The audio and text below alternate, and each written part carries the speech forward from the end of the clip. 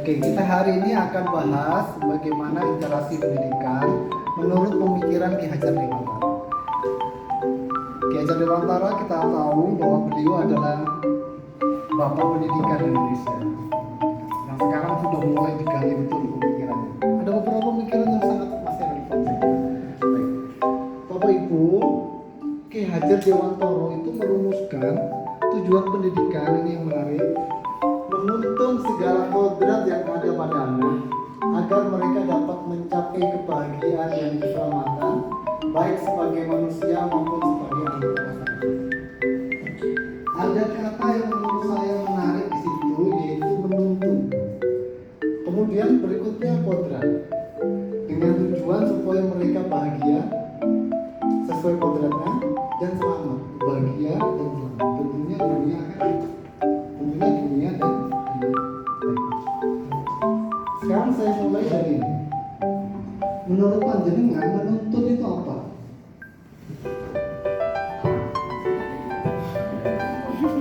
Menurut pendapat saya, menuntun itu berarti memperbaiki diri jalan ke jalan yang benar. Tepuk tangan. Ini bareng.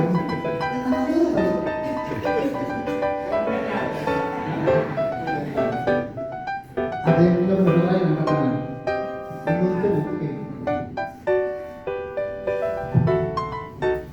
Pendapat saya, menuntut itu bisa disebut makna lainnya,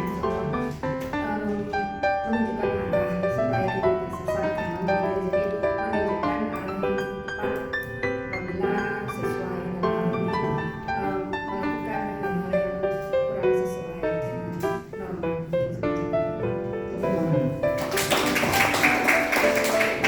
Lagi yang lain. Itu berarti itu. Boleh ini? Menuntut itu bisa jadi mengarahkan, membimbing, tapi dengan kesabaran. Dengan kesabaran Iya. dan ketelatenan. Ya, seperti itu.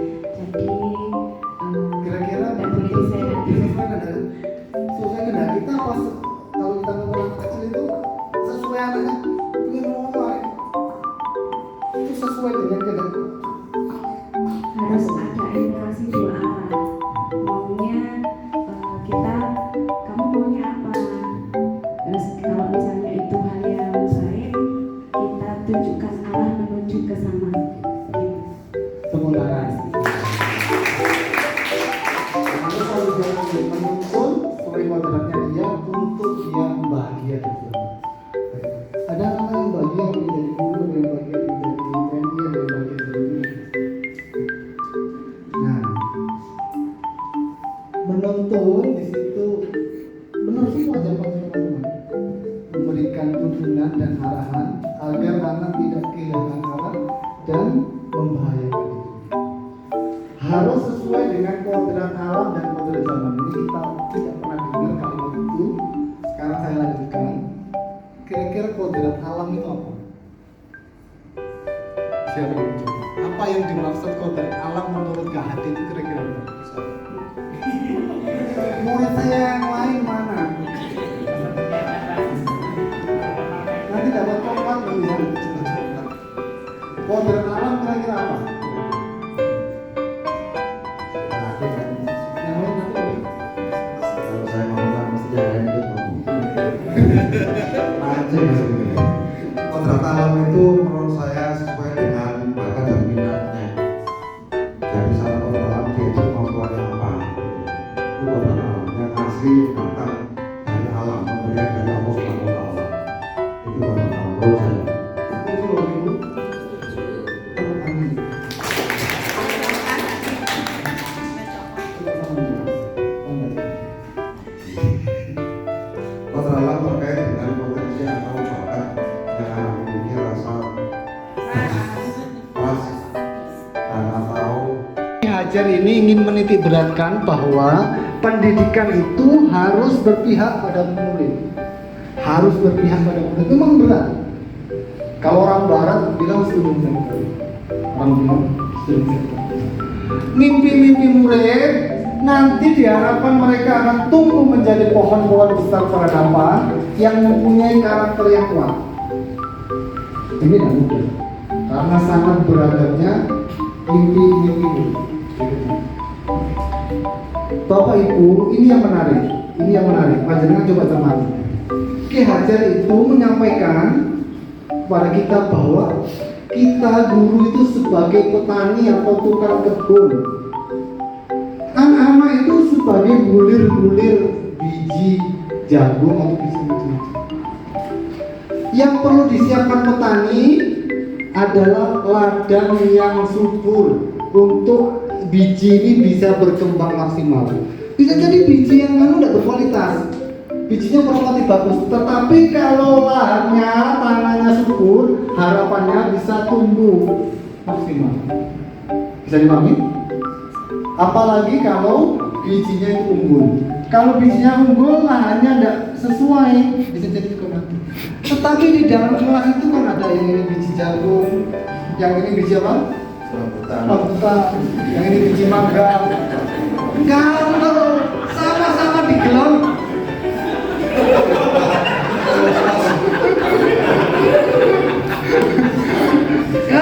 kalau sama-sama digelombol air, yang biji ini tidak jadi, yang biji ini tidak jadi. Makanya di situ nanti ada pembelajaran berdiferensiasi. Paham ya? Teori ini gampang. Paham ya? Ini yang kenapa? Karena di kelas itu bijinya macam-macam. Yo, sama-sama pengen jadi kayak ini yang berbeda, ini yang macam. Sama-sama pengen jadi guru, situ guru olahraga, yang sini guru matematik, yang sini guru agama. Sama-sama biji jagung yang macam-macam.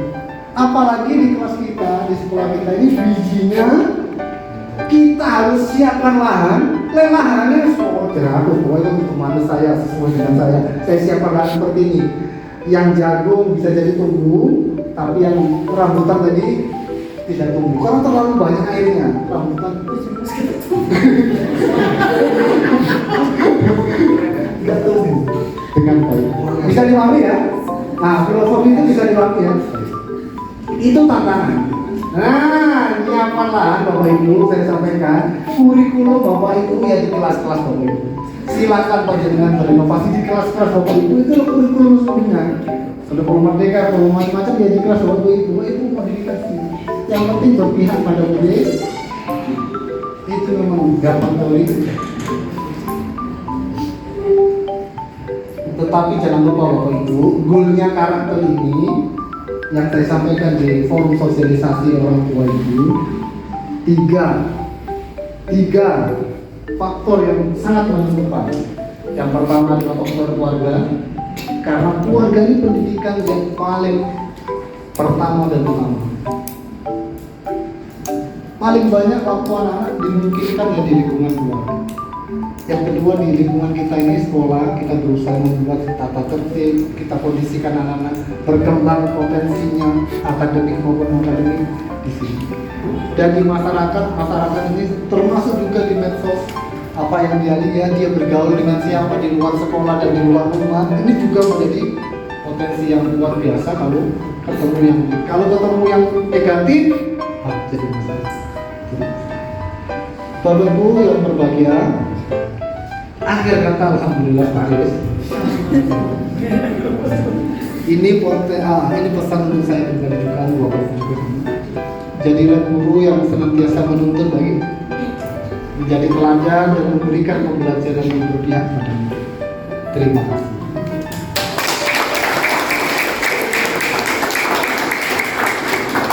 Ada pertanyaan? Nyambung yang saya sampaikan?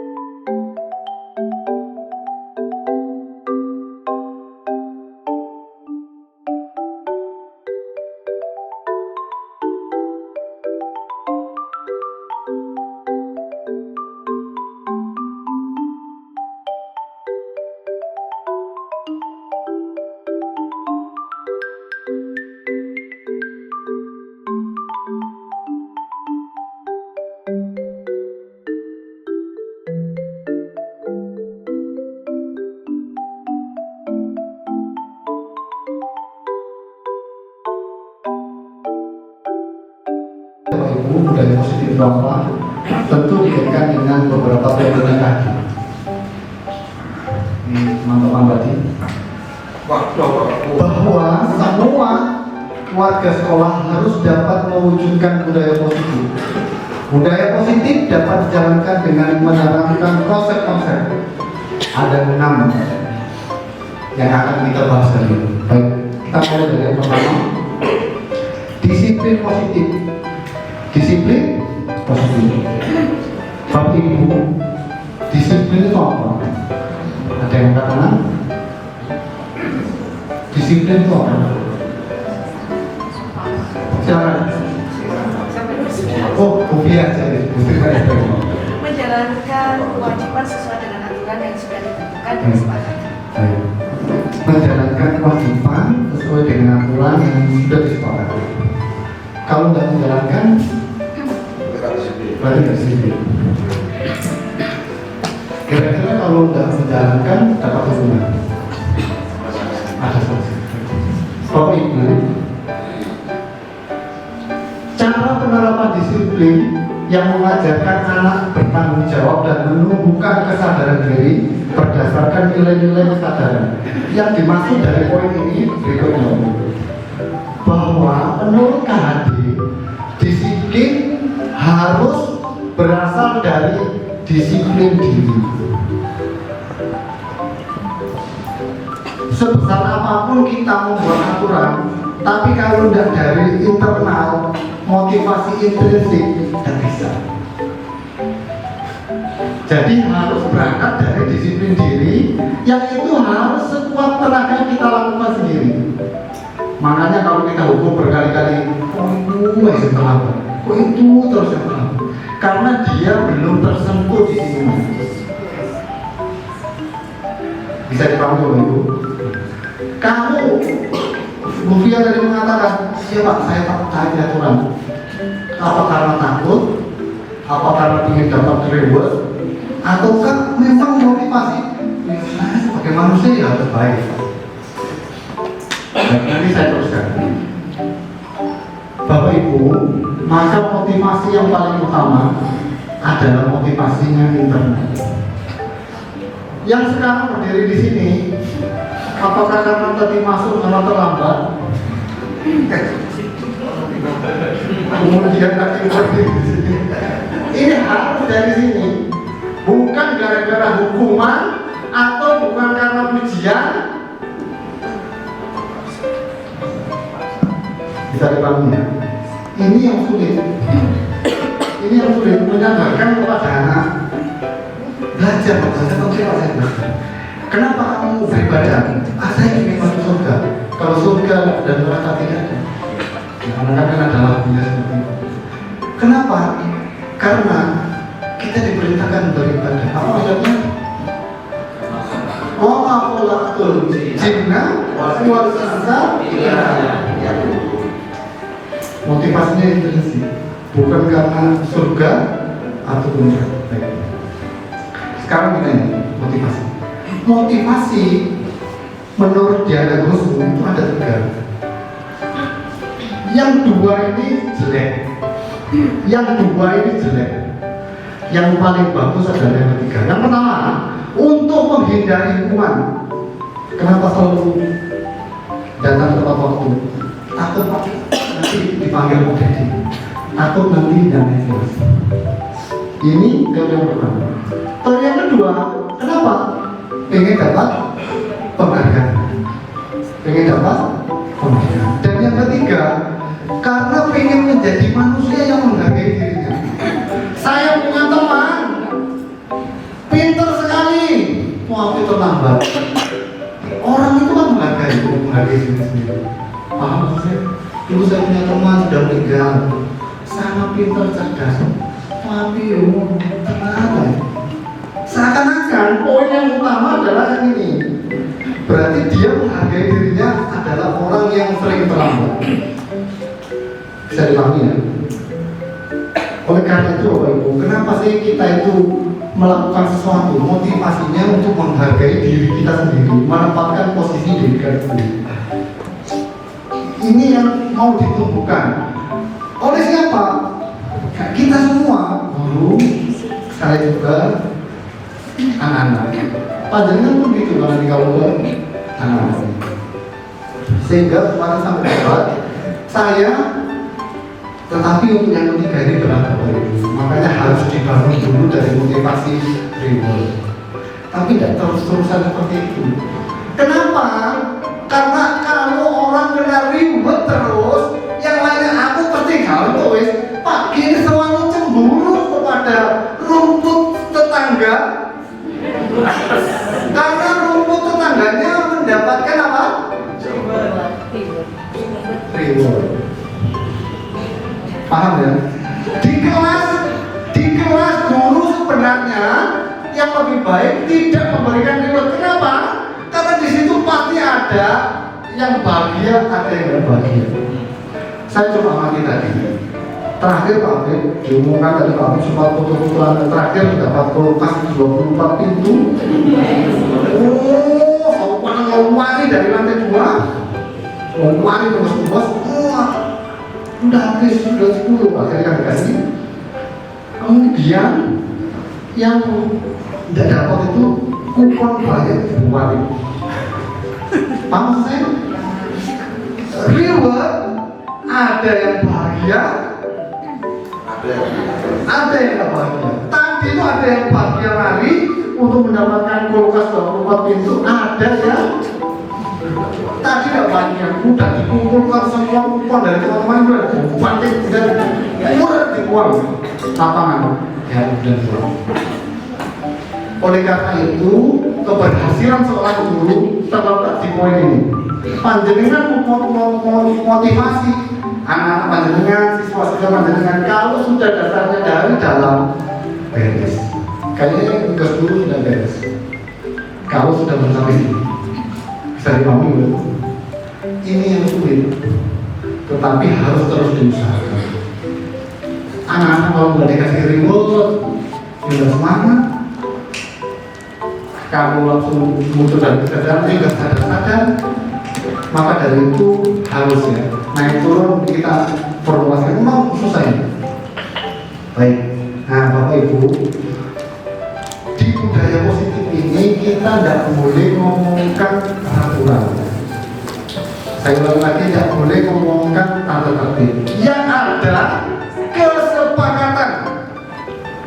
Itu yang akan menjadi keyakinan Tuhan. Kesepakatan. Contoh misalnya hari ini, pada ini mau diseminasi, Bapak Ibu mari kesepakatan. Yang pertama, harus saling menghargai. Yang kedua, apalagi Bapak Ibu kira-kira sampai dua. Yang ketiga, apalagi Bapak Ibu, apalagi tidak boleh main HP. Berikutnya apalagi, biarkan itu muncul dari mana? Anak-anak sendiri. Itu yang menjadi keyakinan. Harapannya seperti itu. Teorinya memang sangat humanis. Nah, ini menjadi kesepakatan antara guru dan guru. Berikutnya Bapak Ibu, ini yang sudah dari Hong Kong, ini yang masih ada di Jalan Pulau.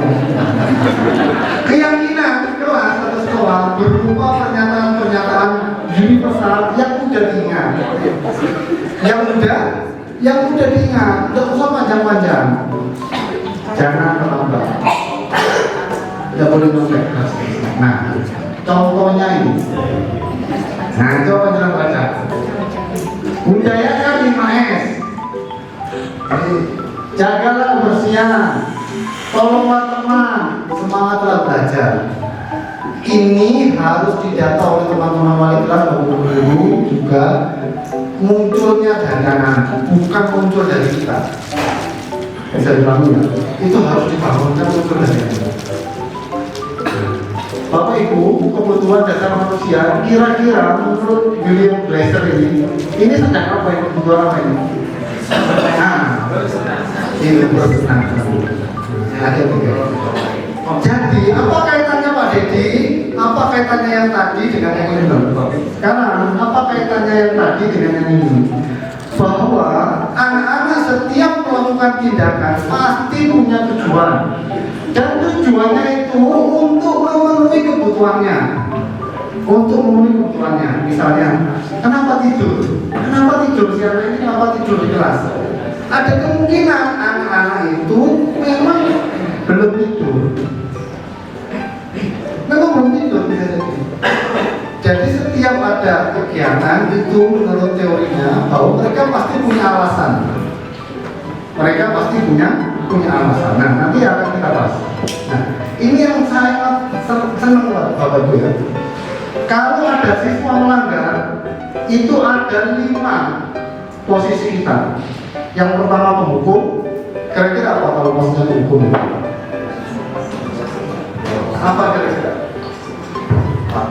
Tidak bisa menerima sedikit kesalahan, misalkan ada perilaku yang undisipliner, langsung ada hukuman untuk menegakkan disiplin tadi. Yang dipilih adalah cara itu. Cek, tadi sempat saya lihat Pak Dedi, anak ini naik beca Pak Dedi. Pusat. Siap udah. Pusat.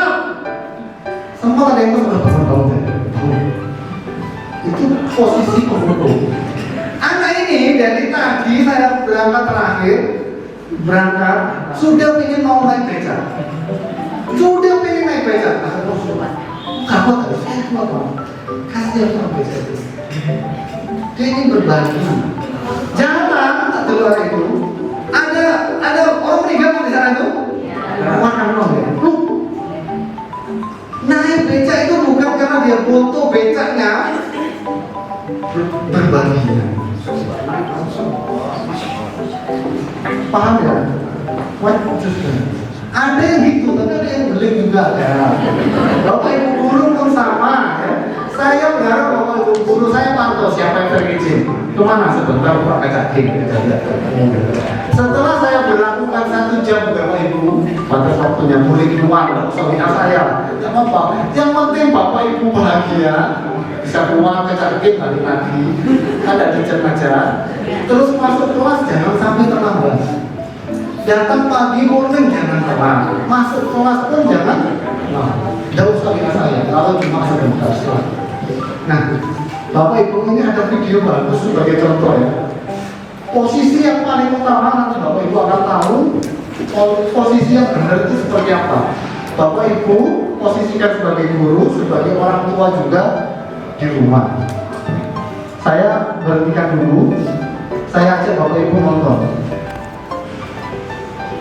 Posisi pembuku, 2. Posisi membuat rasa bersalah, 3. Posisi kemam, 4. Posisi pemantau atau monitor, dan 5. Posisi manajer. Untuk lebih memahami kelima posisi tersebut, mari kita saksikan kasus kemarin yang menambah hadir 20 menit di sekolah. Nah, ini kasusnya. Bagaimana kelima Ada kasusnya.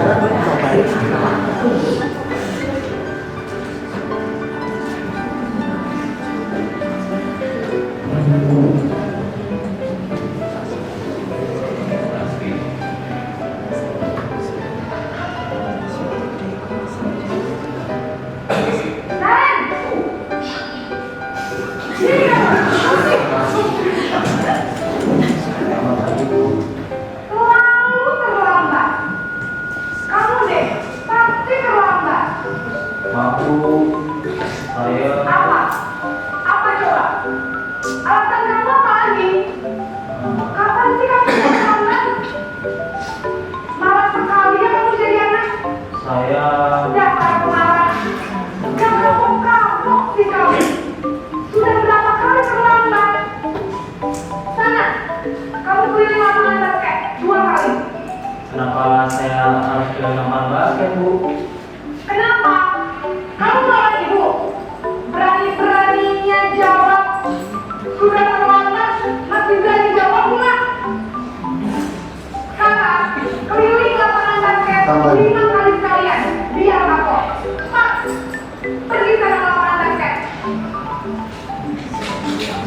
Posisi untukku biasanya berbicara menghadap ini, menghardik, menunjuk-nunjuk, menyakiti, dan menyindir. Hukuman bisa berupa fisik maupun psikis. Ibu dan bapak guru hebat, dampak yang terjadi pada diri ketika guru berada pada posisi pemukul adalah murid cenderung akan memberontak, bahkan menyimpan dendam.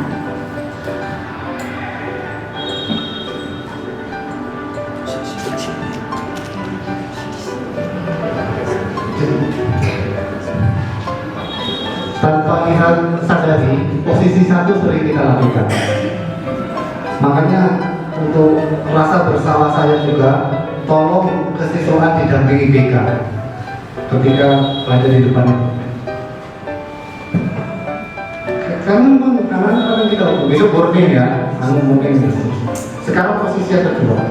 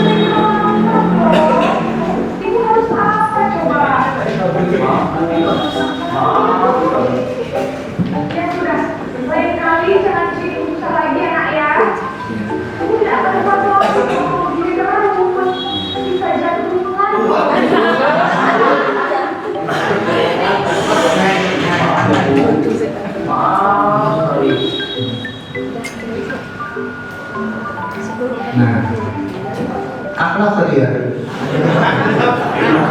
Posisi pembuat rasa bersalah berbicara dengan nada tenang, cenderung melindungi. Namun kata-kata yang diutarakan membuat murid merasa menjadi orang yang gagal, memandang dirinya sendiri, merasa tidak berharga dan tidak sanggup membahagiakan orang lain. Ketika guru mengambil posisi pembuat rasa bersalah, guru akan menganggap dirinya yang bersalah dan dia akan menyimpan emosi negatif tersebut di dalam dirinya.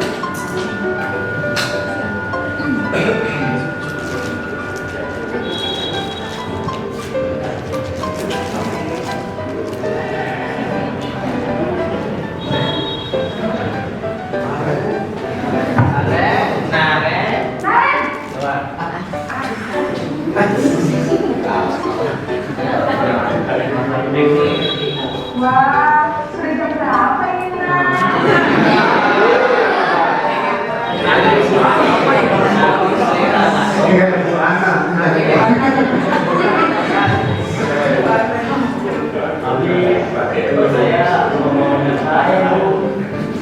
Kamu malah menyalakan dibuka.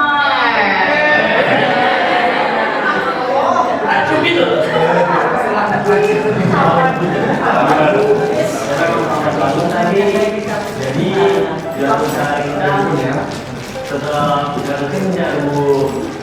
Ya sudah sangat nandeng gila kali.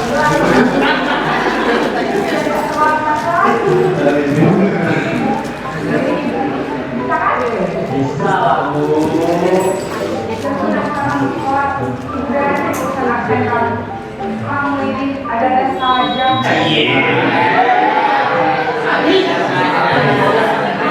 Guru sahabat siswa, mahasiswa ya. Sampai dipakai presensi menjadi guru. Tidak baik juga terlalu tahun kayak gini.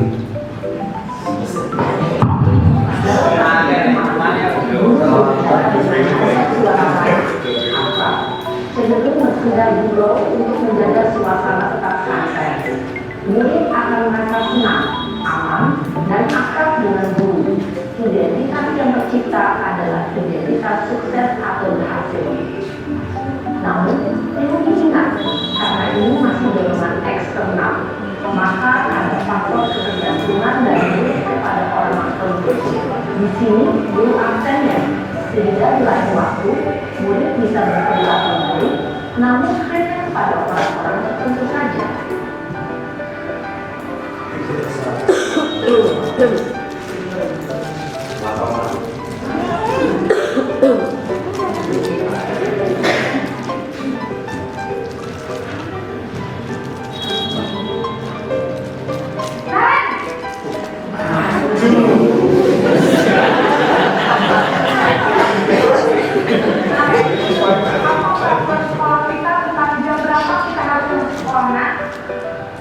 Kita harus di sekolah jam 7. Iya betul, sekarang sudah jam 7.20. Kalian sudah tahu konsekuensinya jika terlambat hadir. Paham Bu, saya harus tinggal kelas pas jam istirahat selama 20 menit. Iya benar, konsekuensinya demikian. Jadi nanti jam 9.30 pas istirahat, kamu harus tinggal di kelas, kerjakan tugas tambahan untuk ketertinggalan kamu, ya? Baik Bu. Posisi pemantau mengandalkan penghitungan atau data untuk mengontrol murid. Guru mengarahkan murid berdasarkan peraturan dan konsekuensi. Seorang pemantau menunjukkan bahasa tubuh dan ekspresi wajah yang datar dan cenderung formal.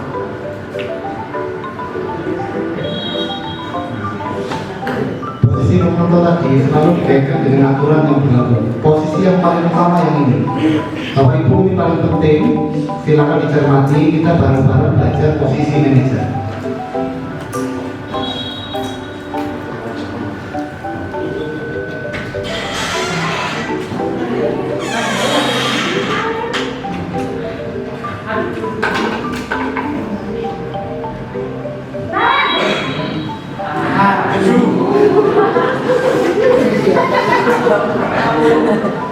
Selamat pagi, Nare.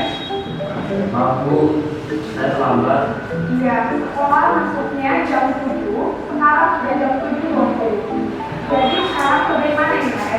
Maaf Bu, saya lupa soal saya semalam. Baiklah, menurut kamu, keyakinan sekolah yang mana yang perlu kamu tingkatkan?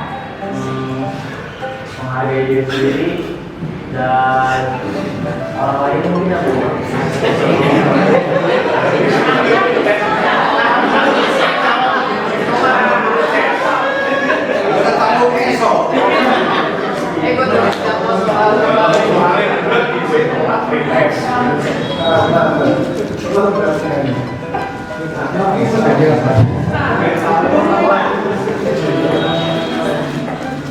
Saya akan coba untuk tidak lupa menyandang alarm saya Bu. Baik, kalau kalian kamu alarm di rumah, ada orang yang kira-kira bisa bantu mengingatkan tidak? Ada Bu, kakak saya, Kak Emma. Ada lagi selain Kak Emma? Selain Kak Emma, ada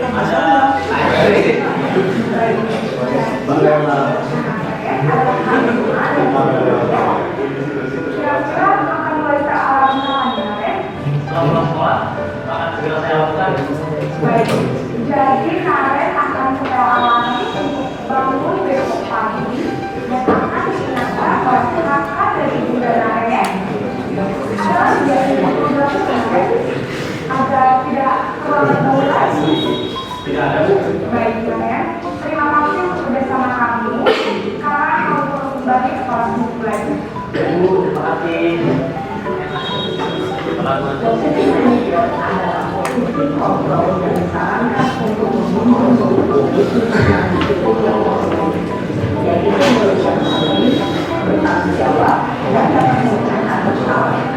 Tujuan dari posisi ini adalah murid dapat berekspresi akan misalkan guru akan berlaku memberikan pertanyaan yang makna, tujuan untuk murid dapat belajar dari salah. Dan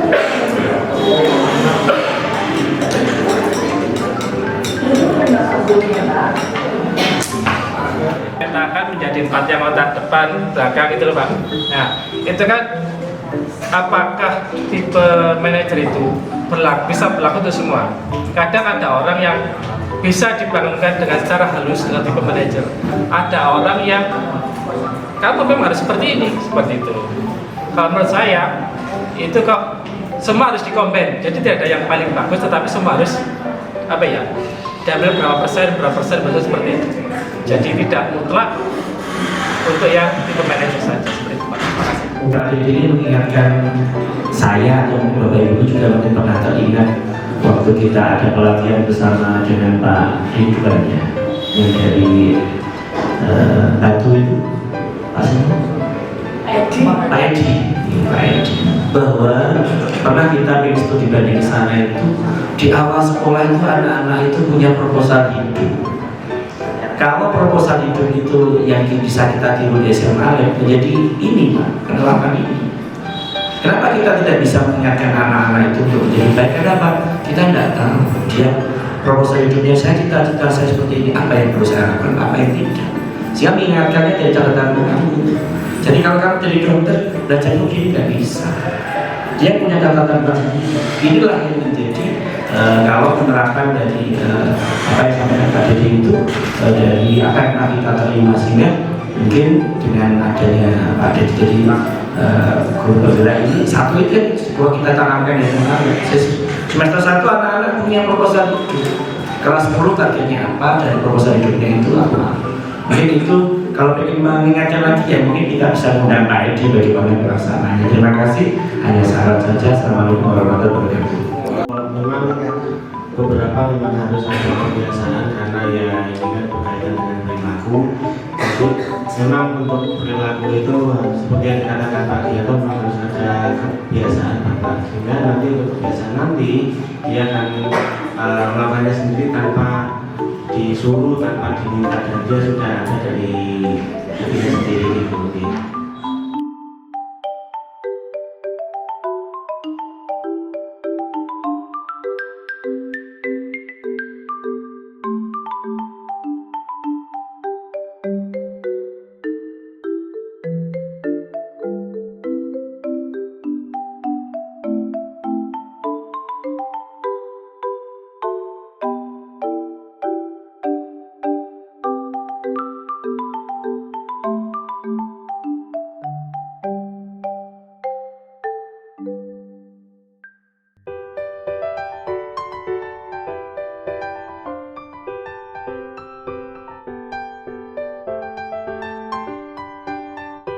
Assalamualaikum warahmatullahi wabarakatuh.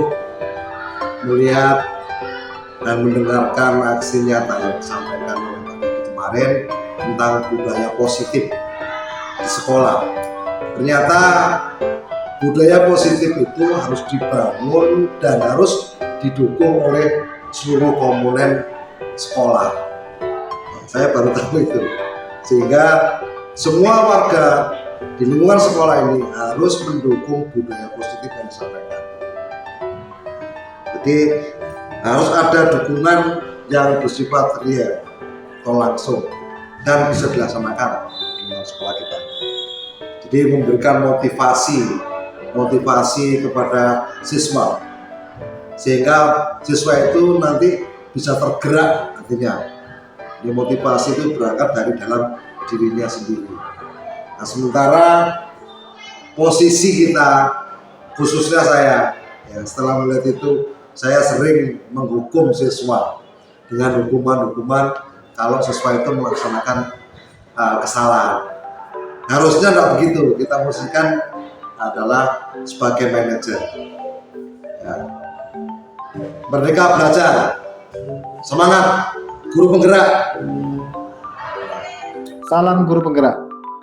Saya Dede Setiawan, JGP Angkatan 11 dari SMA Lab UM, Kota Malang. Pada video kali ini kita akan membahas literasi kontekstual modul 1.4, penerapan praktek segitiga restitusi, budaya positif. Restitusi adalah proses menciptakan kondisi bagi murid untuk memperbaiki kesalahan mereka sehingga mereka bisa kembali kepada kelompoknya dengan karakter yang lebih kuat dan lebih baik. Ciri-ciri restitusi bukan menebus kesalahan, namun belajar dari kesalahan yang telah dilakukan. Restitusi berusaha untuk menawarkan suatu tindakan, bukan paksaan. Restitusi menuntun agar murid mau melihat dalam dirinya sendiri Restitusi mencari kebutuhan dasar yang didasarkan atas tindakan yang telah dilakukan. Restitusi berfokus pada perbaikan karakter. Dan restitusi berusaha untuk mengembalikan murid kepada kelompoknya dengan karakter yang lebih kuat. Segitiga restitusi ada 3 langkah. Langkah yang pertama yaitu menstabilkan identitas. Langkah yang kedua memvalidasi tindakan yang salah. Dan yang langkah ketiga adalah menanyakan keyakinan kelas. Langkah yang pertama, menstabilkan identitas. Berdasarkan prinsip bahwa berbuat kesalahan merupakan bagian dari proses pembelajaran. Dan yang kedua, menggeser identitas gagal menjadi identitas sukses. Dan yang ketiga, bahwa setiap orang pernah berbuat salah. Langkah yang kedua yaitu validasi tindakan yang salah. Ini berdasarkan prinsip bahwa setiap perilaku yang dilakukan oleh seseorang pasti bertujuan untuk memenuhi suatu kebutuhan tertentu. Guru akan bergeser dari pemikiran stimulus respon menjadi proaktif. Dan langkah yang ketiga, menanyakan keyakinan. Mampu mengaitkan tindakan yang salah dengan keyakinan kelas yang telah disepakati. Murid akan diberi pertanyaan-pertanyaan bermakna untuk memunculkan motivasi secara intrinsik. Pada kesempatan kali ini, ada 2 kasus yang akan kita bahas. Kasus yang pertama yaitu Nisa, murid SMA Lab UM yang merupakan murid berprestasi dalam bidang taekwondo, mempunyai kendala dalam manajemen waktu belajar. Murid tersebut sering menumpuk tugasnya sehingga tidak bisa dikumpulkan secara tepat waktu. Silakan masuk, Nisa. Assalamualaikum Pak. Waalaikumsalam. Silakan duduk. Gimana kabarnya hari ini? Alhamdulillah baik. Ya, selamat ya, kamu kemarin sudah berprestasi di ajang taekwondo. Juara berapa? Juara 2. Juara 2. Tingkat nasional. Tingkat nasional. Di mana itu? Bali. Di Bali. Kamu punya keinginan nggak untuk berprestasi lebih baik lagi dari kejuaraan kemarin? Ingin Pak. Gimana? Saya pengen juara 1 internasional. Di Banten besok ada Pak di Oktober tahun ini. Mudah-mudahan bisa bermanfaat, kamu bisa berprestasi. Dan sertifikat itu sangat bermanfaat, apalagi sekarang kamu sudah kelas 12. Bisa kamu gunakan untuk jalur SNBP, masuk perguruan tinggi negeri tanpa tes. Bisa, saya sangat bangga punya murid seperti kamu, menjadi atlet. Tetapi Pak Dedi selalu guru pengajar untuk mereka di kelas, saya coba lihat catatan kamu beberapa tugas terlambat dan ada yang belum dikerjakan. Saya coba tanya ke teman-teman yang lain pun sama seperti itu. Saya coba tanya wali kelas, iya Pak, Anissa sering terlambat mengerjakan. Sebelumnya saya minta maaf ya Pak, karena tugas saya sering terlambat. Iya. Jadi saya itu sering ngasih space waktu saya itu buat kegiatan saya yang di luar gitu. Jadi kayak saya Seperti kurang, apa kegiatan di luar? apa ya sih, biasanya di luar ya latihan atau kayak gitu, main-main gitulah. Pokoknya yang saya seneng aja gitu. Terus kegiatan mengerjakan tugas itu terus nggak kamu kerjakan? Saya kerjain, tapi biasanya tunggu deadline gitu loh. Akhirnya deadline-nya sudah kamu lupa. Iya. Kira-kira keyakinan kelas apa yang sudah kamu langgar dengan kamu melakukan tindakan seperti itu? Jelas saya melanggar kewajiban saya sebagai siswa Pak, karena tugas itu kewajiban sebagai seorang siswa. Apalagi kamu punya cita-cita pengen jadi diploma. Gimana kamu membawa nama besar bangsa Indonesia, terus kamu tidak bisa menjalankan tanggung jawab dan kewajibanmu sebagai seorang diploma? Kewajiban seorang diploma diawali dari kamu tuntas menjalankan kewajibanmu sebagai seorang siswa di SMA. Kira-kira apa yang kamu lakukan supaya kamu tidak terlambat lagi mengumpulkan? Saya harus mengatur jadwal dan pengingat sih Pak buat tugas, dan saya nggak boleh pilih-pilih tugas gitu, nggak boleh saya suka mapel yang ini doang, saya yang kerjain ini doang, nggak boleh kayak gitu. Nah, seperti itu. Kayak ya Ya lebih karena setiap orang pasti kadang dapat tugas yang dia tidak senangi. Tetapi karena suatu kewajiban yang dari kamu sampaikan, ya harus dikerjakan. Iya. Karena itu bagian dari tanggung jawab. Iya. Seperti itu. Berarti saya sebagai siswa harus menyelesaikan tanggung jawab saya dari kecil dulu, dimulai dari ya Dari kayak hal yang mengerjakan kecil. tugas, datang ke sekolah tepat waktu. Betul. Baru nanti semoga saya bisa melakukan tanggung jawab saya sebagai diplomat. Betul. Bisa. Iya. Mungkin ada enggak temanmu yang di kelas yang bisa jadi pengingat? Oh tentu ada Pak, biasanya teman-teman saya tuh kayak ngasih tahu saya tugasnya yang kurang apa. Terus juga bahkan guru-guru di BK dan wali kelas saya tuh kayak ngasih tahu saya Pak, sampai pernah kayak chat saya pribadi kalau tugas saya yang kurang ini, yang kurang itu. Pernah juga Pak ditawarin buat ditemenin nyari guru-guru buat nagihin tugas saya yang kosong. Terus kalau misalnya saya nggak paham karena mungkin saya kurang memperhatikan mapel tersebut, biasanya diajarin lagi Pak biar menugas. Itu teman-teman udah bagus, wali kelas bagus, BK-nya sudah mendukung. Tinggal kamu harus lebih semangat lagi. Iya. Kira-kira ke depan pasti lebih tanggung jawab lagi. Siap? Siap. Siap menjadi calon diplomat. Siap, amin. Iya. Terima kasih ya Nisa ya. Iya. Kita tunggu kabar baik kamu. Nanti ke depan kamu menjadi siswa jauh lebih baik dan Amin. bertanggung jawab lagi. Iya. Karena sebentar lagi kamu akan lulus dari SMA nanti. Siap nih ya? Siap. Oke. Pas dulu. Makasih ya Pak. Jadi setelah saya berbicara dengan Pak Dedi, saya jadi tahu bahwa manusia tidak luput dari kesalahan dan pasti ada kesempatan untuk berubah. Buat kedepannya, saya harus lebih bertanggung jawab menjadi siswa dengan mulai rajin mengumpulkan tugas tepat waktu, rajin tepat masuk sekolah, dan saya harus lebih bertanggung jawab. Karena kalau tugas saya sebagai siswa belum tuntas, saya tidak bisa memimpin negara sebagai diplomat. Saya juga harus lebih bertanggung jawab untuk kegiatan saya di luar sekolah, untuk menjadi atlet dan sekaligus mengejar cita-cita saya. Sekian, terima kasih kepada Pak Dedi telah memberi saya motivasi.